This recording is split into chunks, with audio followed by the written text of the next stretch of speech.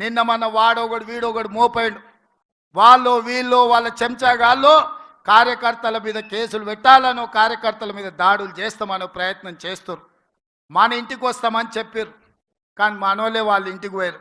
చింతపండు అయినాక చెప్తారు మా ఇంటికి వచ్చి తన్నీరని. సంకనాకనిక విలువాలనా రా చూసుకుందామని. అందుకే నేను చెప్పిన, నేను లేను, శాంతి భద్రతలు వస్తానే చూసి శాంతి భద్రతలను సరిదిద్దండి అని చెప్పిన. మా కార్యకర్తలు ఎవరి జోలికి పోరు, కానీ ఎవరన్నా మా జోలికి వచ్చి మా మంచితనాన్ని చేతగాని తనం అనుకుంటే చింతపండు అవుతుందని నేను చెప్పదలుచుకున్నా.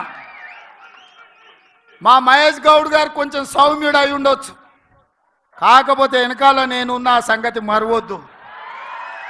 ఎవరన్నా ఏదన్నా అధ్యక్షుడిగా సౌమ్యుడు వచ్చిండు, మా ఆటలు సాగుతాయి, ఊర్లలో మా ఇష్టం వచ్చినట్టు చేయొచ్చు అని ఎవరన్నా అనుకుంటుర్రేమో.